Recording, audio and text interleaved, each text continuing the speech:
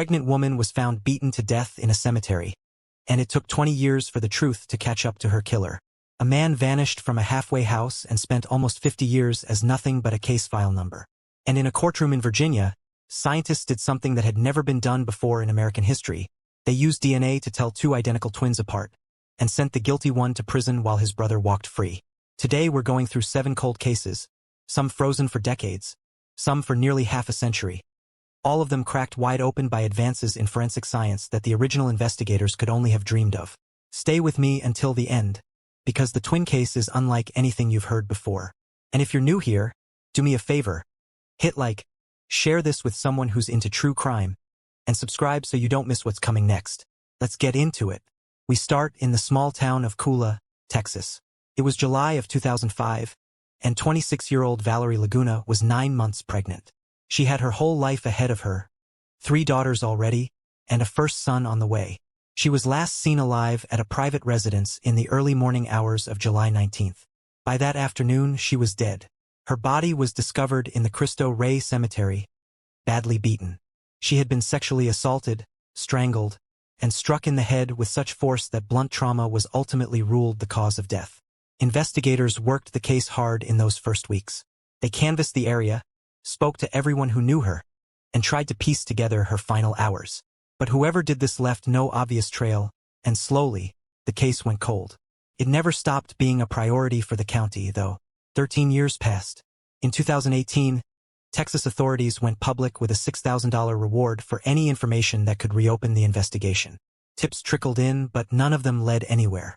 Valerie's name sat in a file, her daughters grew up without her, and the man responsible walked free among the very community that mourned her. Then, in August of 2025, everything changed. It wasn't a witness who finally broke the case. It was science. Advances in forensic DNA testing, technology that simply didn't exist when Valerie was killed, allowed investigators to run new analysis on old evidence. The Texas Department of Public Safety Crime Lab teamed up with the University Human Identification Center and the County Sheriff's Office, and together, they found what 2 decades of traditional police work couldn't. A match. 66-year-old Saul Gonzalez was identified as the suspect and arrested without incident. A grand jury indicted him on capital murder charges. Investigators believe Valerie and Gonzalez knew each other, though exactly how remains unclear even now. He's currently being held on a $1 million bond, awaiting prosecution. Valerie's father declined to speak publicly about the arrest, but in an earlier interview, he remembered his daughter as polite, respectful, and someone who had dreamed of becoming a substance abuse counselor. Someone who wanted to help people the way, in the end, no one had been able to help her. The sheriff overseeing the case summed it up simply. For 20 years, he said, this community carried the memory of a terrible loss. This arrest is a significant step toward justice, not just for Valerie, but for a family that never stopped waiting, and a town that never stopped remembering. From Texas, we moved to the woods of South Knoxville, Tennessee, where in May of 2020, someone stumbled onto skeletal remains in a patch of trees just south of the Tennessee River. There was no ID, no wallet with a name inside, nothing immediately obvious that could tell investigators who this man had been. What they could determine was limited. He was male. He was somewhere between 55 and 70 years old. He stood between 5'5" and 5'8". His cause of death couldn't be determined from what remained. All they had were fragments, literal and figurative. But there were clues in what he was wearing, and those clues told a story of their own. Pair of windbreaker pants. Pair of dark dress pants. Pair of Wrangler jeans. A navy zip-up hoodie. The tattered remnant of a work glove, still bearing a John Deere logo. A wallet, so degraded by time and weather that almost nothing inside it survived, save for a faint impression of a Big Lots logo. Somewhere in those details was a whole life. A person who shopped at ordinary stores, wore ordinary clothes, and probably never imagined he'd end up an unidentified set of bones in a Tennessee forest. Investigators compared his profile against missing persons reports across the country. Nothing matched. The case went cold, and he became just another name on a long list of the unidentified. 4 years passed before his case was formally entered into the National Missing and Unidentified Persons Database. That single administrative step opened the door to something bigger. Forensic scientists extracted what DNA they could from the skeletal evidence and built a full genetic profile, the kind of profile that, decades earlier, simply wouldn't have been possible from remains this degraded. Using that profile, a genetic genealogy team went to work, tracing distant family connections through public genealogy databases, the same tools amateur genealogists used to build family trees. Slowly, a lead emerged, not in Tennessee but all the way in Michigan. Investigators reached out to the family members they'd found. The relatives told them something haunting. They hadn't seen this man in 22 years. He had simply drifted out of their lives at some point, and no one had ever reported him missing because no one realized he was gone for good. In August of 2025, a DNA sample from one of those relatives was compared to the profile built from the remains, using rapid relationship testing. It was a match.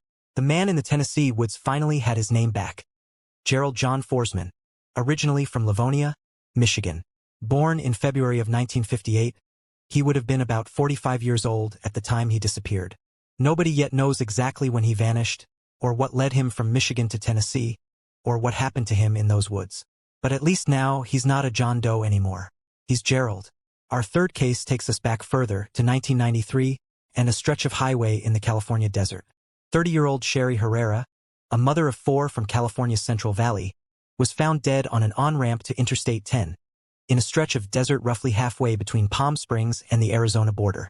She'd been reported last seen alive just days before her body was discovered. But how she ended up hundreds of miles from home, alone on the shoulder of a desert freeway, was a question no one could answer. At the time, DNA testing was still in its infancy. It existed, but the technology to extract meaningful profiles from limited crime scene evidence was nowhere near what it is today. Still, the original investigators did something that would matter enormously 3 decades later. They processed the scene with total diligence. They collected every piece of evidence they could, packaged it, sealed it, and filed it away. Even without a suspect, even as the case went cold almost immediately, they preserved everything as if they somehow knew science would eventually catch up. It did, in 2021, when Riverside County's cold case unit reopened the file. The district attorney overseeing the case later explained it plainly. Sometimes the answer isn't a new witness or a new confession. Sometimes it's just a box, sitting in storage for decades, that finally gets pulled back out and tested with tools that didn't exist when it was first sealed. And that's exactly what happened here. The DNA recovered from Sherry's case was compared against other unsolved cases in a national database, and it matched evidence from a completely different crime, one committed in Texas in 1992. That earlier case had already led to an arrest. 68-year-old Douglas Thomas, a truck driver who had spent more than 40 years crossing the country for work, was already serving a sentence of 40 years to life after his DNA linked him to that 1992 Texas case. When investigators ran his profile against the evidence from Sherry's murder, it matched there too. A man who spent decades driving across state lines, invisible in the way long-haul truckers often are, had left the same genetic fingerprint in 2 states, nearly a decade apart. Detectives from Riverside County traveled to Texas to interview Thomas directly about Sherry's case. Shortly after, he was formally charged with her murder, with prosecutors adding a special allegation of murder committed during a sexual assault. He was extradited to California, booked into custody in August of 2025, and pleaded not guilty the following month. His case is now making its way through the California court system, more than 30 years after Sherry's body was found on that lonely stretch of highway. Now we get to the case I promised you at the start of this video, the one that made legal history. This one begins in December of 1987, at a gas station in Woodbridge, Virginia. A 50-year-old woman working there had agreed to cover a coworker's shift that night. At some point during her shift, she stepped into the gas station's bathroom, a separate building from the main store. Moments later, a man carrying a knife forced his way in behind her. He sexually assaulted her. Afterward, he bound her with duct tape, wrapping it around her head to cover her mouth and nose, and warned her not to call for help for 5 minutes. Then he fled into the night. The woman, terrified and injured, waited in that bathroom, unsure if he was really gone. Police collected an assault kit at the hospital, but in 1987, there was no database to search, no match to be found. She hadn't recognized her attacker. With no witnesses and no leads, the case went cold, and it stayed that way for more than 30 years. In 2019, Prince William County detectives decided to give it another look. They resubmitted the decades-old physical evidence to the state's Forensic Science Department for modern DNA testing, and this time a male DNA profile finally emerged from the old assault kit. They also sent a portion of the victim's underwear to a university forensic science center for deeper genetic genealogy analysis, hoping to trace the DNA back to a family tree, the way investigators had done in so many other cases on this list. What came back stunned everyone involved. The analysis didn't return one match. It returned two identical twin brothers living in Florida, sharing not just a face and a birthday, but an entire DNA profile. For most crimes, DNA is the ultimate tiebreaker, the piece of evidence that can't lie. But identical twins share the same genetic code, meaning a standard DNA test literally could not tell them apart. Somewhere out there was a guilty man and an innocent one, wearing the same genetic fingerprint, and there was no existing forensic method that could separate them.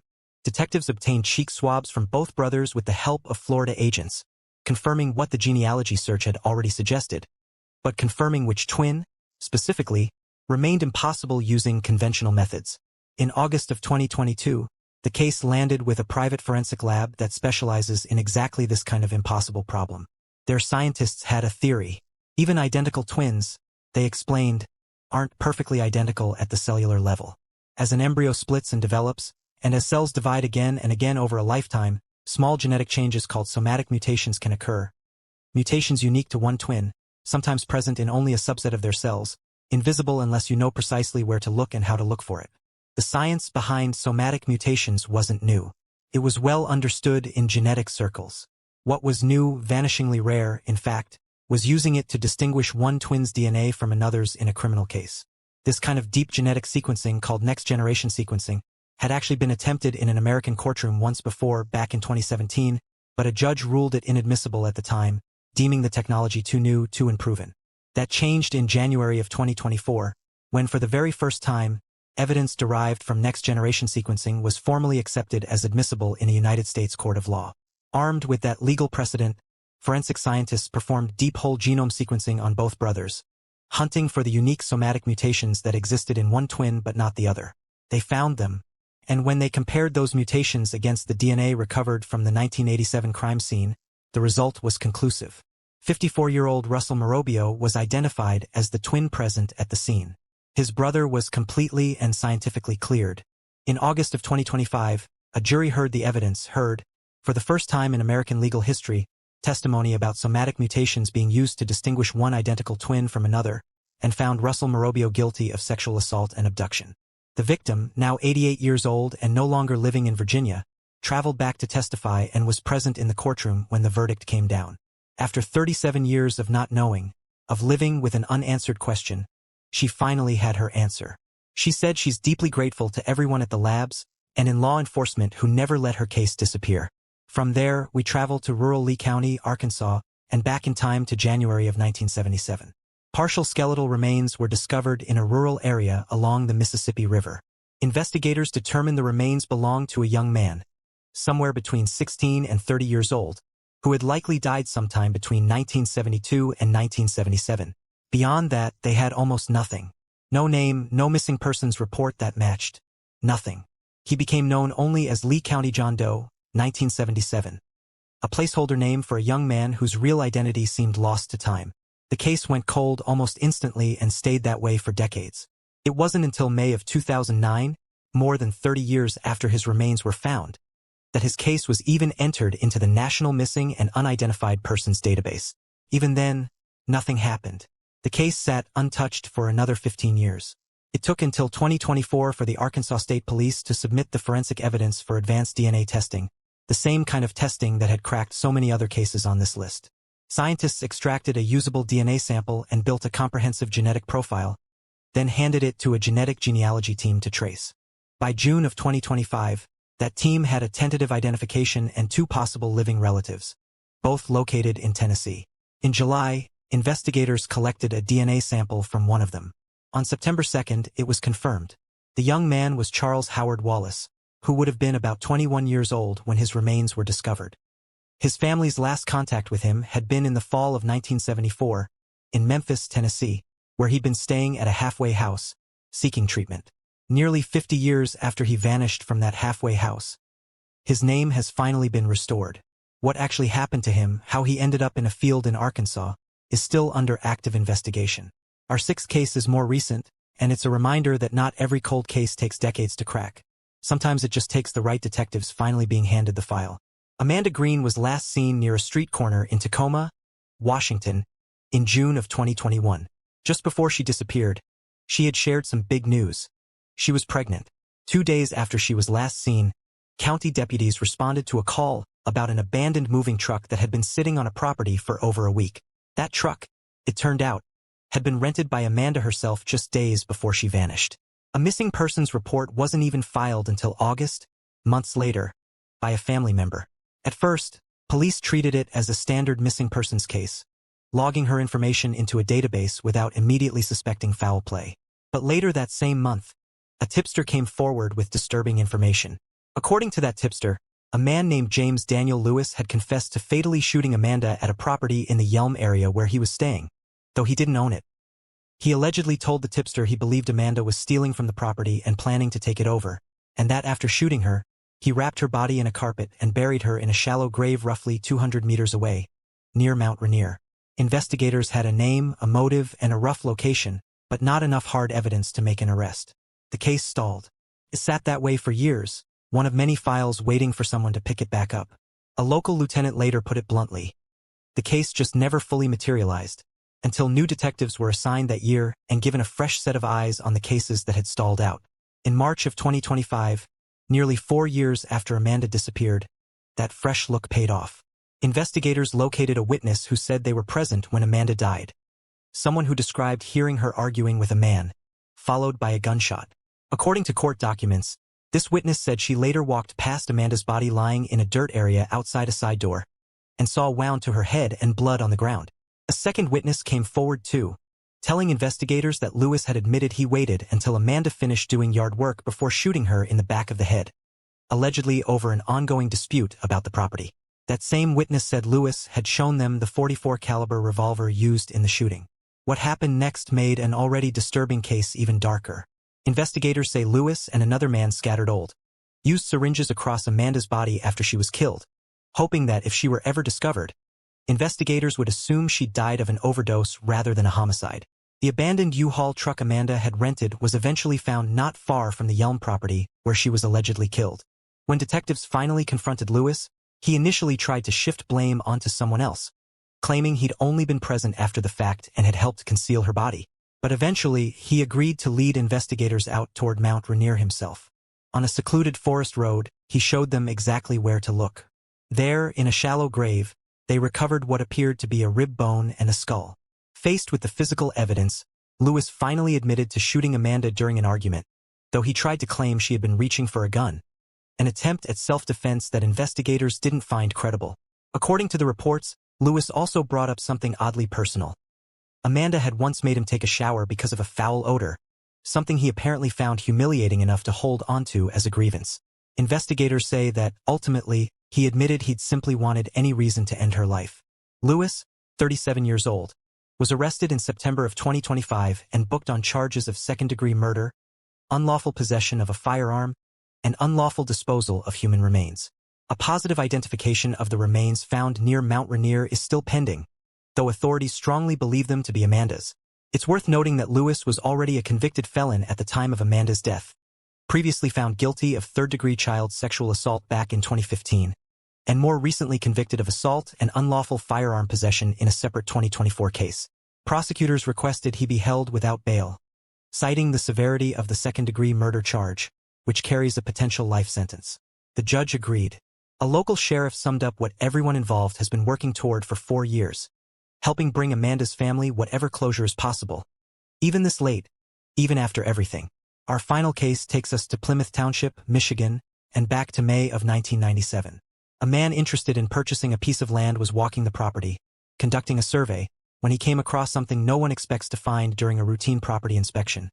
A rolled-up piece of carpet lying in a field near some railroad tracks. When he opened it, he found human skeletal remains, along with scattered clothing and jewelry.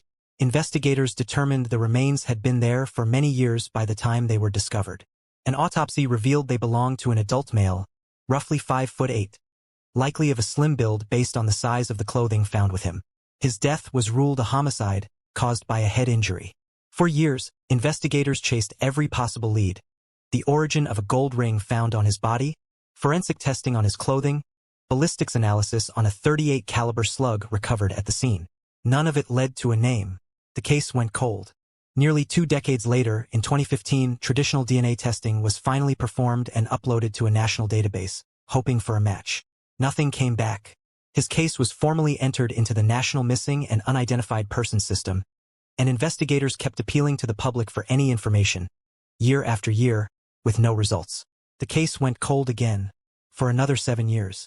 In 2022, Plymouth Township investigators partnered with a forensic genetics lab to try advanced DNA testing one more time. Scientists extracted DNA from the skeletal evidence and built an ultra-sensitive, comprehensive genetic profile, one detailed enough to reveal something investigators hadn't previously known. The man's ancestry was African, not Caucasian, as had long been assumed. That single correction reshaped the entire genealogical search moving forward. Using the corrected profile, the lab's in-house genealogy team developed new leads, eventually connecting investigators to a potential relative willing to provide a reference DNA sample. That sample was compared to the unidentified man's profile using rapid relationship testing, and the match was confirmed. His name was Benjamin Harrison Fountain, born in May of 1926. Benjamin had been drafted to serve in World War II. He was born in Virginia, later lived in West Virginia, and eventually settled in Detroit. Had he still been alive when his remains were discovered in 1997, he would have been in his 70s. Instead, his remains sat in storage at the county medical examiner's office for nearly 3 decades, unnamed and unclaimed, until finally, in May of 2025, Benjamin Harrison Fountain was laid to rest under his own name. The investigation into exactly how he died continues to this day. 7 cases. Some solved in months, some taking almost 50 years. What connects every single one of them isn't just DNA. It's the fact that somebody, somewhere, refused to let these names disappear. A detective who reopened a box that had been sealed for 30 years, because something told him it was worth another look. A lab technician who thought to test for somatic mutations in twin brothers, simply because nobody had ever tried it before and the old methods had run out of answers. A family member who kept pushing for answers about a man who vanished from a halfway house in 1974, refusing to let his file gather dust in a drawer somewhere. A sheriff who stood in front of cameras after 20 years and told a grieving family that the case never actually went away, even when it looked like it had. What's remarkable, when you step back and look at all 7 of these cases side by side, is how much the timeline has changed. Cases that used to sit cold for 30, 40, even 50 years are now being solved in a matter of months once the right forensic evidence reaches the right lab.